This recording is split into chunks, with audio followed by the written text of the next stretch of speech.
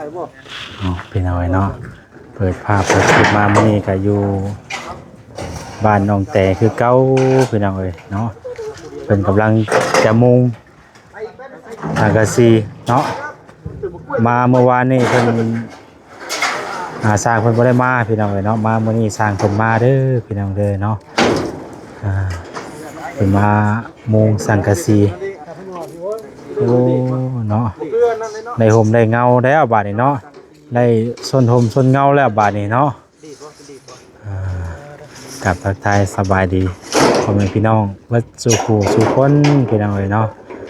อันบ่จิตสบายดีบ่จิตบ่สาลีบ่สาลีอันโอ้นี่พอลูกอ่อนเนาะมื้อนี้บ่ได้แล้วเขาต้องได้มาหาวิหางานก่อนอยู่แต่เฮือนบ่ได้เนาะสิหนูไปดูเนาะ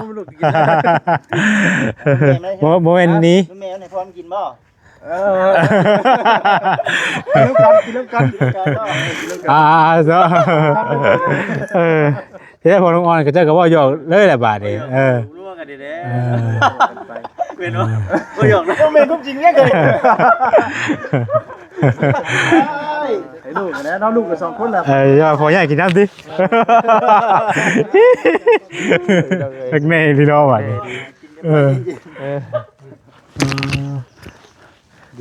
ต้นมะกล้วยแท้บ่คือต้นมะกล้วยยางนี่เนาะมันคือเป็นพร้อมกันแท้เลยบ่เรือรับต้นบ่อันนี้ยังว่าเอ้านี่ก็มีเครืออันนี้ก็มีหมากอันนี้ก็มีหมากอันนี้ก็มีเบ่เลยนะ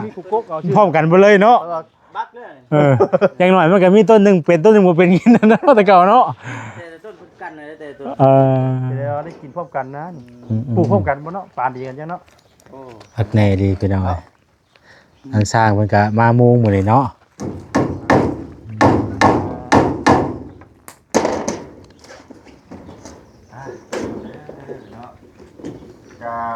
ถือว่าหน้าใหญ่เนาะสังกะสีนี่เนาะหน้าเม็ดบ่หน้าเม็ดมันก็ไล่ง่ายเนาะหน้าเม็ดเขาว่าหน้า80 70นี่ก็นั่นแน่อันนี้หน้าเม็ดนี่ไล่ง่ายเด้หน้าเม็ดแล้วเนาะคุมันจังนี่ว่าสิดิโอ้ยเจ้าดิโอ้ดอกไม้ข่อยพ่อนี่โอ้หิมะเด้นี่แต่ว่ามวยมักตัวนี้เช็ดรถโอ้พี่น้อยบ่ค่อยเคยถือหมอน้ำแย่กัดอยู่ได้มันบอกว่าถืออาการนะอาการมันแบบคันบ่มันแบบคันบ่จักเช้าได้หย่อได้ไตไปตามกับตัวเฮานี่โดดน้ำก็บ่อยากเช้า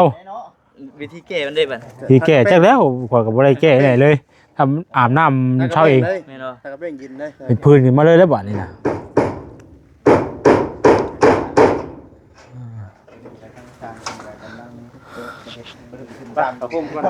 เขาห่มแล้วจะตากแดดตะลนเลยให้ก็ตากให้ไปตาก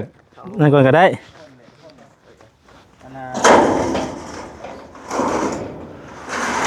มามุงมื้อนี้นะอันนี้เนาะมามุงมื้อนี้ไวคนเดี๋ยวเลยนางเป็น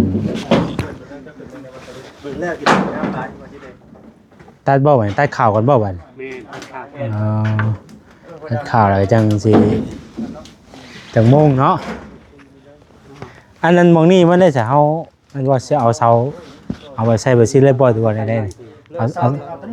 เสามาใส่ต่างหากบ่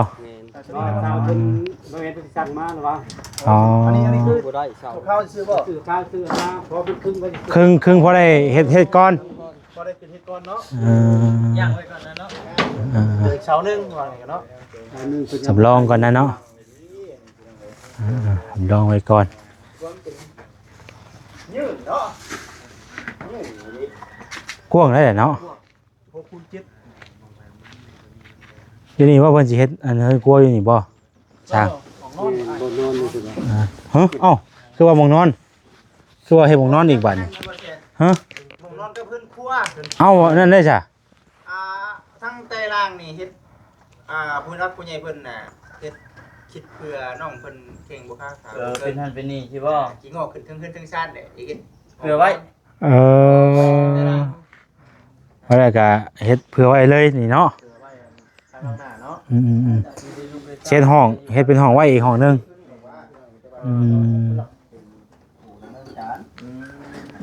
เฮ็ดเป็นห้องไว้อีกห้องหนึงแล้วก็ตัวทั้งเทิงก็ต่างหากเนาะ ครัวเนาะ หักแล้วจ้ะเนาะอย่างกะสีเพิ่นเอามามื้อนี้บ่สั่งมามื้อนี้เลยโมง11โมงนี่ ได้ฮอดอีกบ่ เพราะว่าสร้างมาแล้ว มาเขามาอยู่บ้านนี่แต่ว่าบ่เห็นบ้านนี่วันนี้ก็เข้ามาเมื่อชายเพิ่นทายเวียกบ่วะ จ้างตัวเฮ็ดนี่แต่เพิ่นไปจ่ายบ่เน้นบ่เห็นเพิ่นว่าบ่มีจ้างแต่ก็เลยมานำมาทุกคน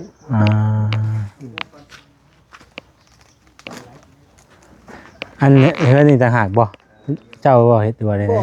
ต่างหากอีกบ่ชายต่างหากอีกบ่ มาเมืองนี่ละมามือนี่แหละอันนี้เขาก็บ่ได้เฮ็ดเป็นโครงหาง คือชายนี่มามุง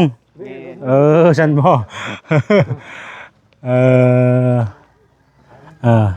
ว่าแล้วก็ทางหนึงเป็นผู้เฮ็ดโครงเนาะทางหนึงเป็นผู้มามุง สามัคคีกันนะว่าแล้วก็เนาะ เป็นกันสามัคคีคือเราเลยเนาะหลายสร้างมาเฮ็ด ก็บ่ฮู้เด้อว่าสิเอาโซนใดแต่ว่าใน2ห้องนี่แหละก็คือที่แรกๆน่ะบ่ได้วางแผนกับรับผู้ใหญ่เพิ่นมา ทางบ่เอ็นเพิ่นก็มามื้อนี้พี่น้องนะแต่ว่าเพิ่นคุยเวียกกับบ่จิตอยู่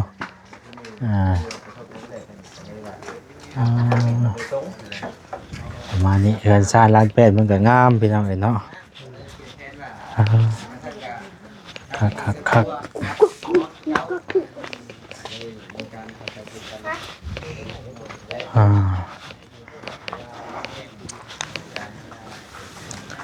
และพี่น้องเอ้ย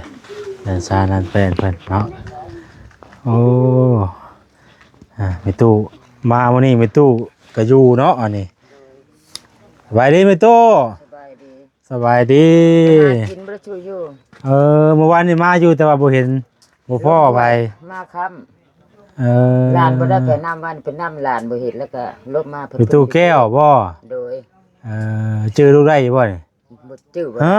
บ่จื้อ บ่เจอว้าบ่เจอ บ่จื้อได้2 ปีปลายแล้ว บ่เจอซ้ํไปจังไดเนาะ ทำมันเพิ่นพูดมากินเพิ่นว่าก็ผู้อันทีมงานเพิ่นมาซื้อดินให้เด้ว่าพระอาจารย์แล้วบ่จื้อแล้วเนาะเอาแต่ก่อนก็ออกไปหาไปตู้อยู่หม่องสวนอ้อยเด้ที่ว่าอยู่หั่นเด้ฝนตกมื้อนั้นก็ได้พากันไปตอนน่ะแต่ว่าเฮาบ่ได้ซื้อในมื้อนั้นเนาะมื้อต่อมาจะได้ซื้อโดยเพิ่นบ่จื้อจำบ่ตาได้จื้ออยู่บ่บ่ตาบ่ตาจื้อคันเห็นบ่ตาบ่ตาบ่จื้อเนาะไปหากินนี่ก็มาหากินอยู่กับหลานบ่2 คนนี่แล้วอยู่กับหลาน2คนนี่ก็ชมคนเท่าใดซะแม่นบ่ตอนนั้นน้อยๆอันนี้ใช่ว่าผู้หนึงก็คือว่าเพิ่นบ่นั่นน่ะเพิ่นเป็นหยังกับผู้หนึงน่ะคือยังว่ามือกุดฮะมือกุดกุดแล้วบ่อยู่บ่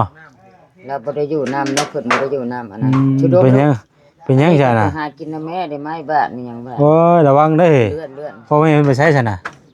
มันบ่ได้มีแม่เอามาเลี้ยงแต่น้อยว่ากันแต่น้อยอยู่นำมันโดยไว้แหละมีตู้หรือว่าญาอันนั่นใดกันนี่มันบ่จักไม่เท่าบ่จื้อฮอดแม่มันจำนั้นเพราะเพิ่นเอิ้นเจ้าน่ะว่าแม่คือเก่าบ่จักแม่อีแม่นี่อยู่กับอันนี้แล้วพอได้อุ่นได้อายนี่เป็นหมู่นะมันก็คนบ่ได้เต็มเนาะหาจีเฮ็ดหยังกินล่ะบัดนี้เครียดให้ได้ต้มมื้อแลงไปอันนั่นบ่เครียดหาไม้มันอึดยามมันบ่มีดอกโดยมีห้องน้ำแล้วบัดนี้เนาะมีห้องน้ำก็บ่ได้นั่นดินที่ว่าซื้อไว้แต่ก่อนนั่นน่ะว่าโดยดินพระอาจารย์อะไรซื้อไว้ตอนนั้นน่ะพี่น้องเนาะบ่เติบซ้ํนี้แหละเท่าไหร่ก่อนตอนนั้น10คูณ20บ่10คูณ10เท่าไหร่ก่อน10คูณ20 10คูณ20เฮาซื้อตอนนั้นก็ลืมแล้วเนาะเพิ่นปานเดี๋ยวนี้เพิ่นขาย 50,000 เบิด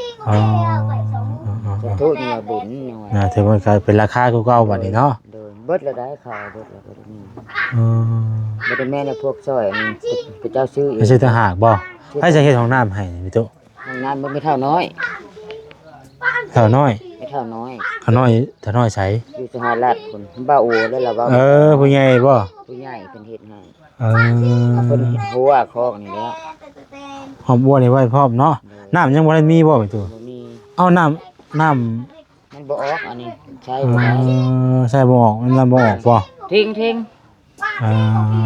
นี่จะเพื่อนเพิ่นเฮ็ดให้นี่เพิ่นสร้างเอาเมียนให้เพิ่น คือว่าเพิ่นสิเฮือนให้บ่ได้ยินข่าวว่าเพิ่นสิเฮือนให้ เพิ่นว่าซั่นแหละ เพิ่นสิเฮ็ดให้อยู่ไสหม่องใด เด้นี่ พูดกันหม่องนี้บ่ โดย เฮือนทรงแบบใดน่ะแม่ตุ บ่ฮู้เพิ่นว่าเฮ็ดพอได้อยู่ อ๋อ ได้เช้ามันก็ได้ไป อันนั้นเซาบ่นั่นน่ะ โดย เฮ็ดบ่ได้อยู่ได้เซาเด้อว่าให้มัน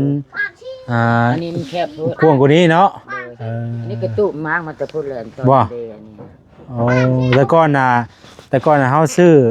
อที่ดินให้แล้วก็บ่ได้มาหามีตู้เลยเด้เนาะว่าแต่ว่าเพิ่นย้ายมาอยู่เฮาก็บ่ฮู้ว่าเพิ่นย้ายมาตอนใดสินะ ซื้ออันนี้แล้วก็เดือนใดบ่เพิ่นซื้อแล้วเดือน5ก็มาอยู่เลย โอ้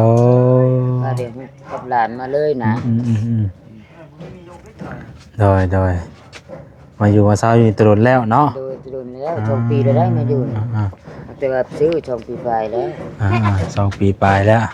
ดีแล้วพี่น้องเนาะได้มาอยู่มาเช้าลืมได้แล้วว่าบัดนี้เนาะ ลืมอยู่โอ้ยสาธุยังบ่ลืมบุญคุณได้พระอาจารย์ในทีมงานเพิ่นนะที่ช่วยเหลือนะ ชื่อดินชื่อร้อนให้เนาะ ห้องได้อยู่ได้เช้าลงวันลงว่าก็อันนั้นได้ห้องหาเพิ่นมันเพิ่นนี่ได้บ่ถึงงานนั่นแหละ อืม ทีนี้มันอยู่บนเช่าในนี้แล้ว อ่า ถ้ามามืดก็มาในเฮือนตัวเองเนาะ โดยธรรมดาแด้ให้ว่าเนาะใครก็เฮาบ่มีหม่อง ใครก็บ่มี อยู่หม่องเช่าหม่องพักอาศัยมันลำบากเด้ลำบาก เฮาบ่มีหยังก็ตามก็ได้บ่เฮามีดินมีดอนเฮาน่ะถือว่า อยู่ก็พอใจ โชคดีที่สุดพี่น้องเนาะ ถือว่าบุญ ถ้าว่าบ่มีแถมยังบ่มีหม่องบ่มีดินมีดอนอยู่นี่แฮงไปกันใหญ่อันนี้ยังว่า แม่นอันนี้ยังว่าบุญคุณเพิ่นว่าอยู่กับหลานชะเงอะอันนี้แหละแต่มันก็บ่ได้ติด บ่50จริงๆยังมันใหญ่ขลาดขึ้นก็เบิ่งประมาณน้อยๆเด้ สักปีแล้วครับ 10 ปีนี่แล้ว 10 ปีเนาะ ลำบากกับมันนี่แล้วหากระป๋อมหาเครียดหาเพียง แก้มาทำมันเช้ามันสีเลยอ่ะ ถูกต้องบ่ได้แม่ที่หานี่ชื่อนะมันติดบ้าน กำลังติด ถูกต้องลูก มันมีใจจะชูเสือเขานี่ แม่น ระวังเด้อ น้ำ มือน้ำบ่ บ่คิวน้ำไหลมือแล้วเบาอลีมาเดี๋ยวให้เบาอลีไปซื้อให้ตุกหนึ่งมาปั่นชานกินแม่ไปโทษนะนี่ก็ตัวนั้น อย่าอมหมักวีนะฉะนั้นมันรุนลงคอได้ฮะเอ้ย บ่ได้ฮู้ชอบดีน้อยชา เนาะ ดีซั่นนะจ้ะแบบนั้นเลย ปุดลงคอน่ะเว้ยลำบากอะไรยากจักสิว่าได้ได้ปาดเอาแล้วเนาะ เป็นได้พระอาจารย์เพิ่นก็อยู่ดีไม่แห้งอยู่บ่ โดยก็อยู่พุ่นแลฟังไทยพุ่นแล แล้วยังว่าเพิ่นก็อยู่ดีไม่แห้งอยู่เนาะ โดย ก็นึกถึงตลอดนะบ่ได้ลืมบุญลืมคุณนะ บางช่วงเพิ่นก็มาอยู่บางช่วงนี้เพิ่นก็บ่ได้ค่อยมาน้ำมันก็แพงช่วงนี้โอ้ยไปมาทางใดก็ลำบากแน่นิดนึง เคยย่อมือแบบนี้อันใส่อันพระเจ้ามาสัมภาษณ์ส่งไปถึงพระอาจารย์พร้อมทีมงานเพิ่นฮะบ่ลืมบุญลืมคุณเพิ่นอยู่ดีมีแห้งนะเพิ่นมั่นเพิ่นยืนนะ โดย ทุกคนน่ะเคยได้ โดย ไม่มีผู้มาถ่าย โดยดีแล้วที่เฮา โดย คิดเห็นเพิ่นว่าซั่นซะเนาะเพราะว่าเพิ่นก็บ่ได้ต้องการหยังหลายหรอกทางผู้ใหญ่ผู้เพิ่นซอยแล้วก็แล้วไป โดย เพิ่นบ่ได้คิดอีหยังหลายหรอกพี่น้องเพิ่นให้ก็ให้ไป ให้ก็ให้ไปเฮาขึ้นนะ โดย คุณเพิ่นนะ อืม เป็นนั้นดอกแต่ แต่ดีแล้วที่เฮาระนึกเห็นเพิ่นคุ้นเพิ่นว่าซั่นซะคือผู้เพิ่นให้เพิ่นบ่ได้คิดหยังหลายหรอกแต่ว่าซอยขอแต่ว่าเพิ่นได้ซอยว่าซั่นซะแต่ว่าเฮาก็ บ่ได้ลืมขึ้นเบิดที่เพิ่นบ่กราบงามๆนิ่งๆชื่อเบิดได้จริงๆนะบ่ได้ลืมหยัง แต่ว่าเฮานี่ได้คิดเอาเองเฮาว่าซั่นซะพี่น้องเนาะ คือเพิ่นก็ ว่าก็ย่านนั้นแม่ก็ให้ทีมงอกทีมงานเพิ่นมั่นคงให้เพิ่นอยู่ดีมีแฮงเว้า อืม ให้เพิ่นร่ำเพิ่นรวยกว่าเก่า โดย เอาสามีคนมาอยู่ใกล้เฮ็ดน้ำเลยเล่บาดนี่ฉะนั้นน้องแต่ก็มาแล้วก็ มาก็ดี พอได้ มีคนอยู่นำกันอยู่เนาะ พอได้มีผู้ปากผู้เว้านำการแม่นบ่แหละมันก็อยู่ใกล้กันก็อาศัยไผเพิ่นกันนี่แหละเนาะ แห้งจังให้มา อยู่ใกล้กันก็ฮักแพงกันอาศัยไผเพิ่นกันนั่นแหละพี่น้อง นั้นดอก มีหยังก็เอิ้นถามเอิ้นคุยกันใส่กันนั่นแหละอยู่ใกล้กันเนาะ โดย อ่า บ่นั้นดอกอันนี้ครับเรื่องสาเหตุแห้งจังให้เข้ามา โดย บ่ได้ใช่ครับหันมานี่ก็พอได้ อยู่ใกล้กันได้ซะเนาะพี่น้องเอ้ยไปใส่เดี๋ยวลูกรอเบิ่งนั่นก่อนรอเบิ่งเพื่อนน้องเตก่อนเด้อ โดย เอาอยู่ดีมีแฮงโชคดีเด้อแม่เด้อดีใจนำที่ว่ามีอันผู้ใหญ่เพิ่นสดเพิ่นซอยเด้อเรื่องเรื่องซ่านก็ได้พี่น้องเอ้ยอยู่ดีมีแฮงแม่ก็ได้เนาะโดย เราก็อยู่ดี โดยไปใส่พี่น้องเอ้ยเนาะอ๋อตัวบ่ยังอยู่บ่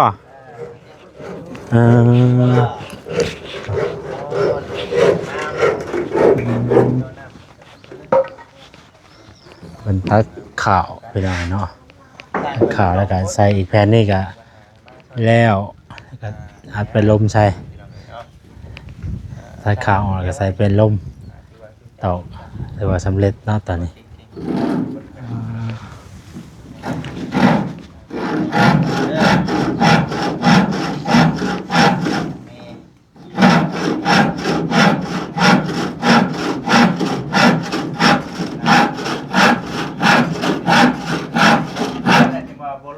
อันนี้เป็นยังไง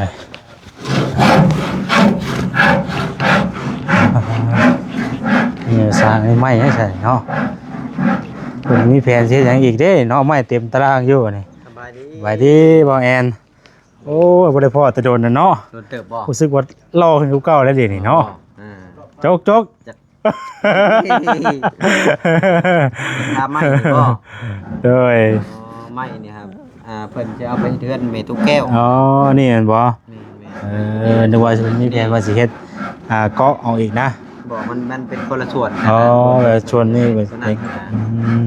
ไปเจอเฮือนให้ทางประตูแก้ว แม่ โอ้ เป็นจังได๋เจ้ามีงบบ่ บ่มีเลย เดี๋ยวมีงบมันเล็กเดียวไว้นะ บ่มีหยังพี่น้องเนาะมีแต่มาและมานำกันกับบ่จิตนี่แหละเพิ่น โดย พอดีเพิ่นมีเวียกทางนี้แล้วก็มานำเดียวกัน โดย แล้วก็มานี่แหละพี่น้องอัปเดตให้พี่น้องเพิ่นเบิ่งนํกันนั่นแหละ ซอยกันเนาะ บ่ได้มีหยังพี่น้องเอ้ยเนาะ เดี๋ยวว่าจะมีนี่มาซอยกันให้เร็วไว้นะ โดยเอาก็ติดตามพี่น้องเอ้ยเนาะทางผู้รักผู้ใหญ่เพิ่นคิดเห็นนั่นแหละเนาะเป็นจังได๋ซะเจ้าคือว่ามาสานต่อเรื่องอันหยังอีกก็ ที่ได้ทานต่อเรื่องอันเฮ็ดครัวนี่แหละลูกเว้าค่อยเว้าแล้วค่อย อยากซี่ภาพบ่ มันอยากต้องอธิบายภาพ ต้องเห็นภาพนำบ่ น่าจะขอคำมานานแนะนำจากบ่เห็นอยู่บ่ ฮะ บ่ไปว่าอธิบายให้กันฮู้นะขอคำอธิบายก่อนบ่ บ่ บ่ คือว่าข่อยฮู้ว่าเราสิเฮ็ดหยังแน่สินะก็คือตอนนี้ก็นี่แหละเฮ็ดตัวนี้แล้วหลังจากที่เฮ็ดตัวนี้แล้วก็ว่าเพิ่นให้ว่าสิเฮ็ดเรื่องครัวกับห้องนอนแต่ก็ยังบ่ฮู้ว่า เสียเฮือนครัวกับห้องนอนอยู่ในบริเวณนี้ แม่นเพราะว่าทั้งแม่เพิ่นว่าน้องแตน่ะเป็นคนที่ยังบ่แข็งปานใดเรื่องแข้งขาเพิ่นนั่นแหละ ไปเถอะเฮาไปปาดเล็กออกเนาะมันก็สิการขึ้นการไปมาก็สิยากอีกเนาะ แม่นเพิ่นก็เลยว่าเฮ็ดห้องนอนอยู่ข้างล่างอันนึง เฮือนครัวอยู่หันก็คือที่แรกๆว่าจะเฮ็ดเฮือนครัวกับห้องน้ำนะแล้วก็คือว่าทางบ่จิตเพิ่นมีงบนะกับผู้ใหญ่เพิ่นก็เปลี่ยนแผนกันนะ คือมีการเปลี่ยนแปลงบ่มื้อนี้น่ะ แม่นๆก็บ่จิตก็อธิบายไปแล้วหั่นนะ อยู่ในช่องบ่จิตเนาะ แม่น อธิบายเรื่องการเปลี่ยนแปลงแล้วก็เข้าไปเบิ่งในช่องบ่จิตเนาะ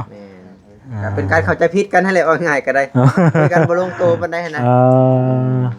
เนาะแต่ว่าตอนนี้ก็ได้เว้าได้คุยกันเรียบร้อยแล้ว แม่นก็ได้แบ่งงานกันบ่จิตก็คือว่า คือในส่วนเจ้านี่แม่นดำเนินการเรื่อง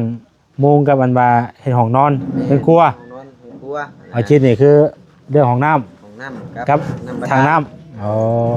หรือว่าทางบ่แทนอยากมาซอยก็ได้เด้ สร้างบ่แชร์บ่มีพี่น้องเอ้ย มาที่ ก็ ฮักเข้ามาว่ายังมีแหละ ก็คันว่ามีก็จังว่าพี่น้องมีหยังก็บ่แชร์ยังสิแจ้งเพิ่มเติมล็อกเนาะคันว่ามีอ่ะนะคันว่ามีก็มันในส่วนไรบัดนี่ เจ้าสิกูก็โลบ่มันบ่ยากได้ เอาจังว่ากันเนาะอีกตามทางผู้ใหญ่เพิ่นว่าเนาะ แต่ก่อนมาบ่แทนคำมันบ่อยากพลาดนะ โอ้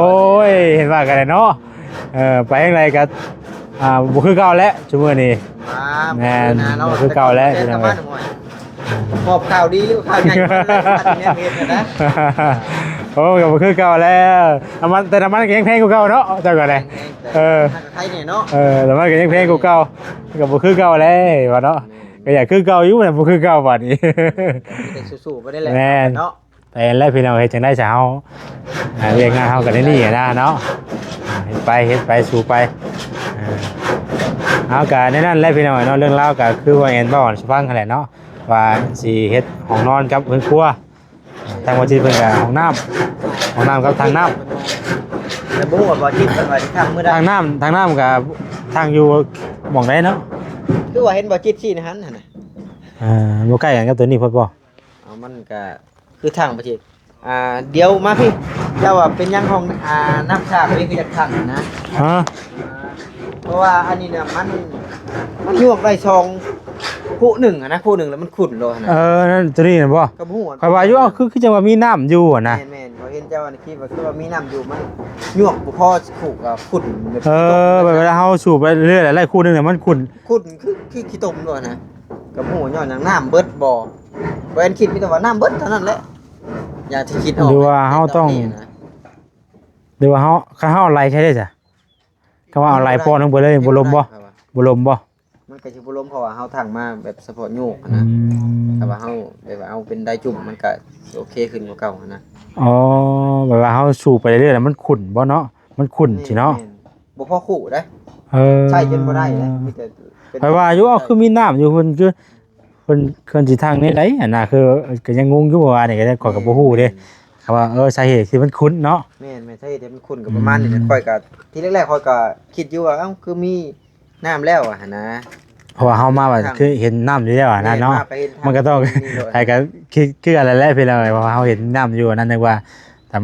มันขุ่นมันหยังก็คือแบบว่าตัดปัญหาก็คือทางใหม่เลย ทางใหม่มันใช้บ่ได้ก็ได้พี่น้องก็เบิ่งนั่นแหละครับว่านั่นก็มันอาจจะบางเทื่อก็มันเป็นน้ำหรือว่าคีรินบ่คีริน ดินมันโยดบ่มันก็มี อาจจะเป็นน้ำกันเจือน แม่น หลักๆคือกันเจือนเพิ่นใช้กันเจือนน้อยแล้วก็คีรินมันก็เปื่อยลงใช้เรื่อยๆเด้มันเปื่อยเปื่อยลงใส่ไปเลยมันนี่พอมันเปื่อยลงไปเรื่อยๆน่ะเขาใช้งานไปตลอดน่ะมันสิวูบลงได้บัดมันสิวูบลงไปหัดท่อมันสิลงท่อนั่นก็แม่นถือว่าดึงขึ้นบ่ได้เลยติงบ่ได้เลยท่อนั่นก็นั่นก็เคยเปลี่ยนอยู่พี่น้อยมองได้มันบางบ้านนี่ดินทรายหลายนี่ก็มีส่วนเด้ทางยากเด้มันก็ต้องใช้กันเจือนลงไปจนสุดพุ่นแหละมันก็จะแพงบัดนี้ถ้าว่าบ้านใดที่ว่าเจ้าง่ายก็มันก็ง่ายสินะมีดินดานสินะถึงดินดานไว้มันก็ง่ายบางบ้านนี่มันดินทรายลงไปจนฮอดอัน20-30 เมตรก็ยังฮอดดินมีดินทรายเก่าเด้คือข่อยทางอยู่บ้านหลงกึมนั่นก็โอ้โหบ้านน่ะทางเที่ยวทางน้ำก็ยังปัญหาเก่ามาคือเก่าโอ้มันเจินลงไปคือเก่าถ้าว่าบ่ดีรอนี่ก็ยากเลยมันต้องแบบใส่ท่อกันเจินลงไปจน30 เมตรเลย 2:30 โอ้ ที่ ไปครับไปตรงนี้ ไปเวียกเพิ่น เอากะสำนันเลยมาแอนเดอร์เนาะขอบใจละลายพี่น้องเอ้ยเนาะมาพ่อเพิ่นอยู่เพื่อนน้องเตแหละมื้อนี้เนาะเพิ่นมาเรียกว่างานเพิ่นอยู่ทางนี้แหละมื้อช่วงนี้ก็ได้พี่น้องเอ้ย บ่ได้ไปทางไหนแล้วมานี่แหละ ดำเนินการ ไปไกลบ่ได้ โอ้ยเนาะได้1เท่าไหร่ก็47แล้วลงแล้ว 38 ตอนมันรถจักรน่ะ38มันรถใหญ่น่ะ47แต่ก่อนตีเนาะ แต่ก่อน52อ๋อขอยจนบ่กล้าขี่เลยตอนน่ะ มีช่วงหนึ่งมันขึ้นเท่า57บ่ได้ บ่ แม่น โอ้บ่กล้าขี่แล้วพี่น้อยเนาะมันเกินไปพุ่น แม่น หลังจากที่เฮาเคยเติม 2-3 แสนนี่ครับไปได้ทุกที่ไปเลยเนาะเคย เป็น นี่ ล้านได้ก็ลองนึง โอ้ยเติมล้านนึงได้2 ขีด เนาะ โอ้ยเอาจ้ะเนาะสู้ๆไปแล้วพี่น้องเอ้ยโดยสอนแต่บ่กล้วยเพิ่นนั่นแหละนี่พี่น้องเอ้ยมันสุกค้าเครือปล่อยมันสุกค้าเครือรถนี่น่ะอยากให้ปิดกินเลย กินเลยเนาะ ไปๆซะพี่น้องเอ้ยขอบใจทั้งบ่แอนเพิ่นหลายไปซะเนาะจังไดก็ขอบคุณทางผู้รักผู้ใหญ่เบิดทุกท่านทุกคนพี่น้องเอ้ยนี่แหละจดซอยเฮือนชานทางน้องแต่กลับมาเนาะติดตามเบิ่งเรื่อยๆและว่าสิเป็นจังใดเนาะสำหรับมื้อนี้ก็สิได้ขอตัวลำลาและพี่น้องก็บ่มีหยังมื้อนี้ก็เนาะมาพาบ่จิตเพิ่นมาคุยเรื่องเรื่องงานดูนี่แหละพี่น้องเอ้ยผู้เพิ่นเอารถไถมาได้พี่น้องเอ้ยเดี๋ยวสิย้ำรถให้เพิ่นก่อนเนาะเพิ่นแก้เสามาได้นี่เพิ่นแก้เสาอย่างเด้น่ะเนาะไปซะพี่น้องเอ้ยเนาะขอตัวลำลาไปก่อนอยู่ดีมีแฮงเบิดทุกคนผิดพลาดจังไดก็ขอโทษขออภัยสำหรับวันนี้ขอลาไปก่อนแล้วเนาะสบายดีพี่น้องเอ้ย